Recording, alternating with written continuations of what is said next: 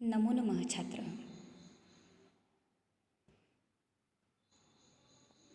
एक बार 9वीं कक्षा में हमारे ऑनलाइन जो पाठ हुए हैं उसका पुनरावलोकन करते हैं।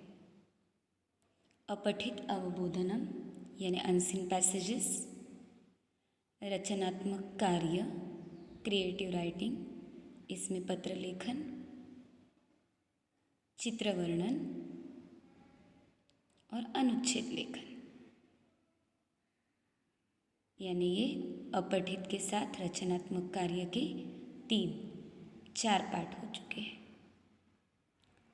अनुप्रयुक्त व्याकरण, व्याकरण के भाग में हमारा पहला पाठ संधि है जो हमने लिया नहीं। उसके बाद शब्द रूप, धातु रूप, कारक उपपद, संख्यावाची शब्द, उपसर्ग, ये सारे पाठ हो चुके हैं। अनुप्रयुक्त व्याकरण का पहला पाठ जो है संधि, वो हम आज शुरू करने जा रहे हैं। संधि सिंपल लैंग्वेज में इसे बोला जाता है कॉम्बिनेशन ऑफ लेटर्स और जॉइनिंग ऑफ लेटर्स। तो जॉइनिंग यानी ऐसे ही जॉइन करना यानी संधि होती है क्या? ऑब्वियसली नहीं। संधि का उपयोग क्या है?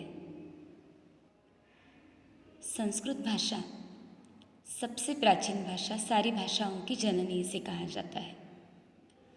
इसमें बहुत सारे कठिन और बहुत लंबे लंबे शब्द हैं। इन लंबे शब्दों को सरलता से समझने के लिए संधि का प्रयोग किया जाता है।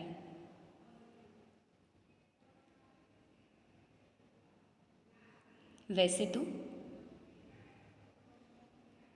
षठ, सप्तम, अष्टम तीनों कक्षा में हमने संधि पाठ देखा है। संधि के सारे प्रकार अष्टम कक्षा तक हमने पढ़े हैं। अब 9वीं कक्षा के लिए संधि सिलेबस में जिस तरह से है उस तरह से अभी हमें पढ़नी है। कठिन शब्दों को सरलता से पढ़ने के लिए या बहुत ज़्यादा शब्दों को एक करने के लिए संधि का प्रयोग होता है। संधि ये एक संस्कृत भाषा की स्पेशलिटी है। देखते हैं संधि का परिचय। सामान्यतः 2 या 2 से अधिक वर्णों के परस्पर मेल को संधि कहते हैं। नोटबुक में लेसन का नाम लिखकर वीडियो में दी गई सारी बातें नोटबुक में लिखनी है। संधि परिचय। सामान्यतः 2 या 2 से अधिक वर्णों के परस्पर मेल को संधि कहते हैं। यह मेल परस्पर 2 स्वरों, 2 व्यंजनों, व्यंजन तथा स्वर, विसर्ग एवं स्वर के बीच हो सकता है। यानी संधि के लिए सबसे मेन बात क्या है? वर्णमाला का परिचय होना।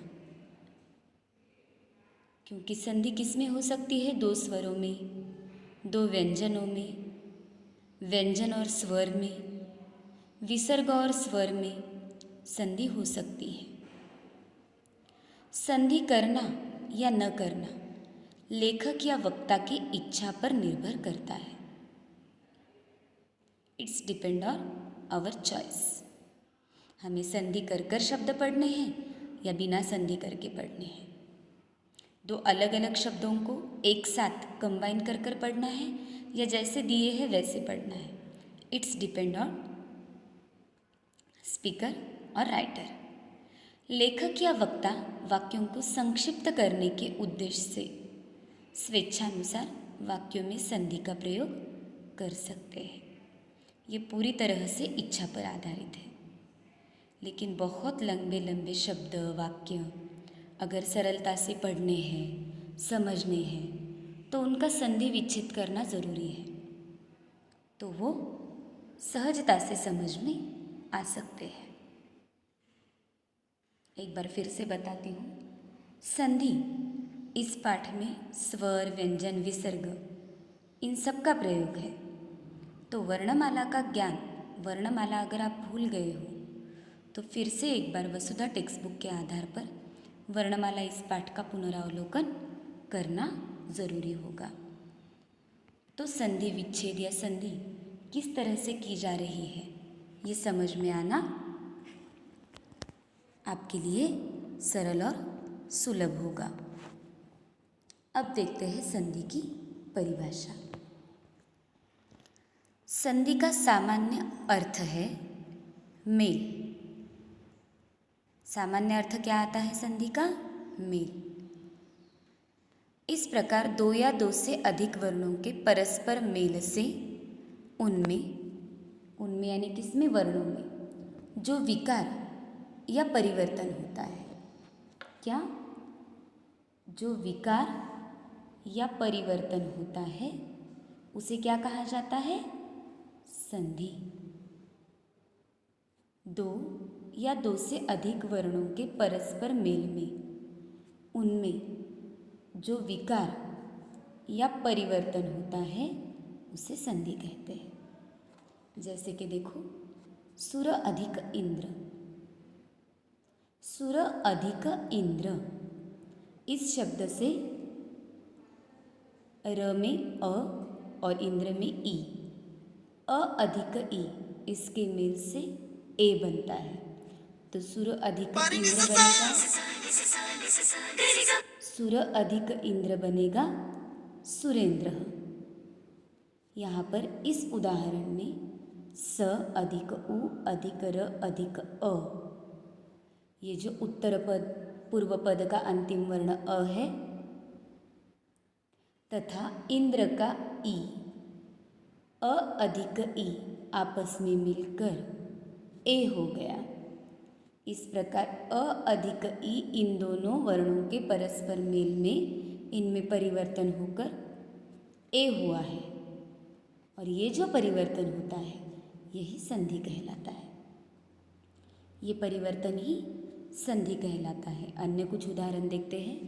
नर अधिक इंद्र, अ अधिक ई, पूर्व पद का अंतिम वर्ण तथा उत्तर पद का प्रथम वर्ण, इनके मेल से जो परिवर्तन होता है वो संधि होती है। यहाँ अ अधिक ई ए बनता है, इसलिए नरेंद्र। हिम अधिक आलय, हिम पूर्व पद का अंतिम वर्ण अ, उत्तर पद का प्रथम वर्ण आलय, शब्द बनेगा हिमालय। अ अधिक आ। इसी तरह से परम अर्थ, परम पूर्व पद का अंतिम वर्ण अ, उत्तर पद का प्रथम वर्ण अ, अ अधिक आ, परमार्थ। रवि पूर्व पद का अंतिम वर्ण ई, उत्तर पद का प्रथम वर्ण ई, रवि अधिक इंद्र रवींद्र। ह्रस्व ई अधिक ह्रस्व ई, परिवर्तन हुआ दीर्घ ई। यह होती है संधि। पूर्व पद का अंतिम वर्ण तथा उत्तर पद का प्रथम वर्ण, इनके मेल से जो परिवर्तन होता है वो संधि कहलाता है। संधि समझने के लिए संधि और संयुग, इनमें अंतर समझना जरूरी है, तो हम वो देखते हैं। संधि और संयुग में अंतर। वैसे तो संधि और संयुग इन दोनों शब्दों का अर्थ लगभग एक ही है। संधि और संयुग शब्द का अर्थ है मेल या जोड़। इन शब्दों के अर्थों में अंतर केवल परिवर्तन का होता है। जहाँ दो या दो से अधिक वर्णों के मेल से उन वर्णों में विकार हो जाता है, विकार यानी परिवर्तन, वहाँ संधि होती है। दो या दो से अधिक वर्णों के मेल के बाद अगर कोई विकार या परिवर्तन होता है तो वो संधि होती है। और जहाँ दो या दो से अधिक वर्णों के मेल पर किसी भी प्रकार का विकार अथवा परिवर्तन नहीं होता तो वो होता है संयोग। संधि और संयोग का अंतर अगर समझ में आ जाए तो संधि सरलता से होती है। दो या दो से अधिक पदों के मेल के बाद अगर कोई परिवर्तन हो तो वो संधि, और कोई परिवर्तन नहीं तो वो संयोग कहलाता है।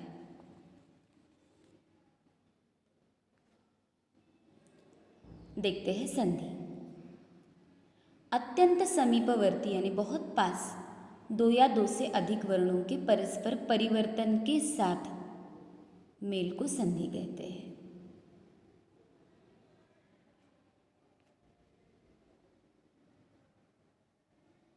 समीपवर्ती यानी बहुत पास होने वाले जो शब्द होते हैं उन दो शब्दों के मेल से जो परिवर्तन है वो संधि कहलाता है।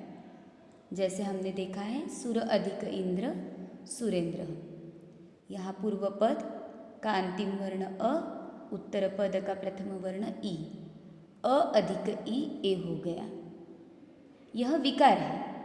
अ अधिक ई क्या है? विकार या परिवर्तन, इसलिए यहाँ संधि हुई।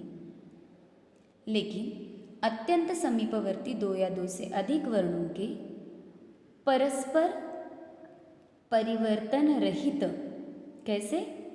परिवर्तन रहित मेल को वर्ण संयोग अथवा संयोग कहा जाता है, जो हमने वर्णमाला इस पाठ में देखा है।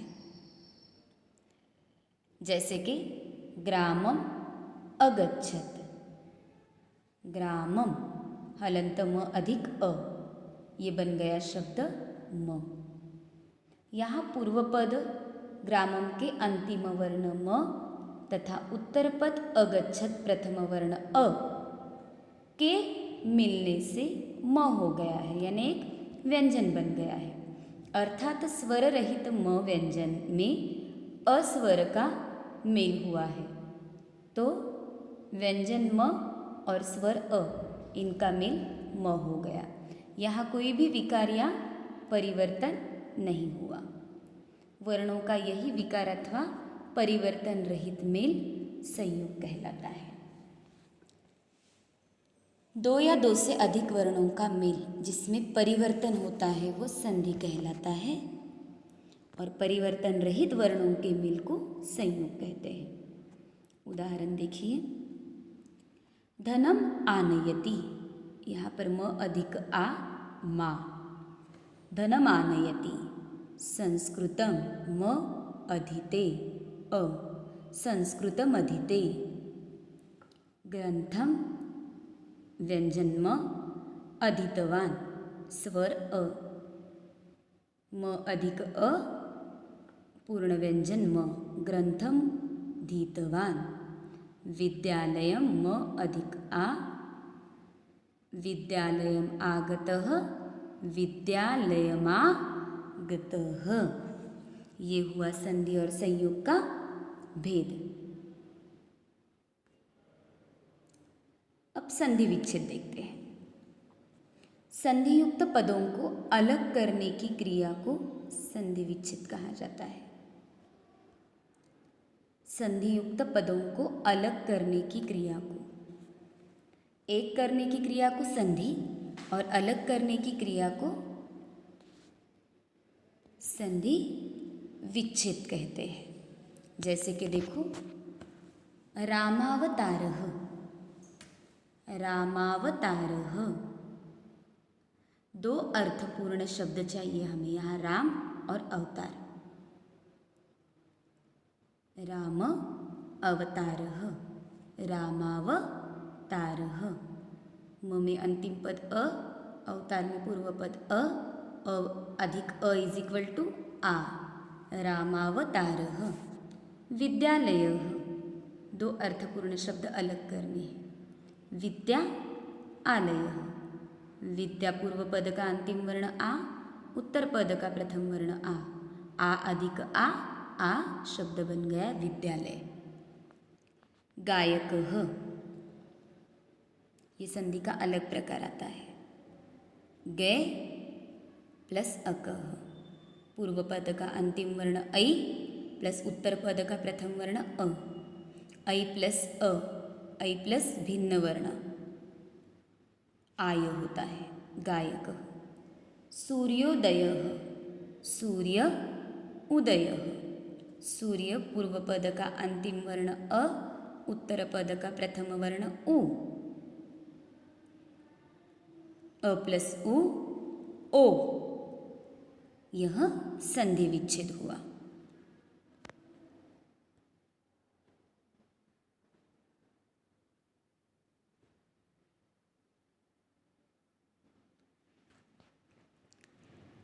यहाँ तक संधि परिचय, संधि की परिभाषा, उसके कुछ उदाहरण, संधि और संयोग में अंतर, संयोग के उदाहरण, संधि के उदाहरण, संधि विच्छेद यानी क्या होता है, ये सारी बातें हमने देखी हैं। ये सब आपको आपके संस्कृत व्याकरण नोटबुक में लिखना है।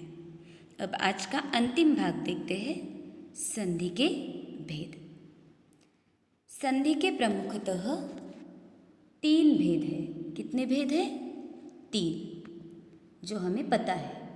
स्वर संधि, जिसे अच संधि कहा जाता है, व्यंजन संधि यानी हल संधि, विसर्ग संधि।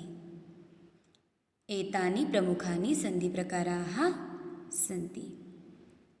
एते प्रमुखाः संधि प्रकाराः सन्ति। स्वर संधि, व्यंजन संधि तथा विसर्ग संधि।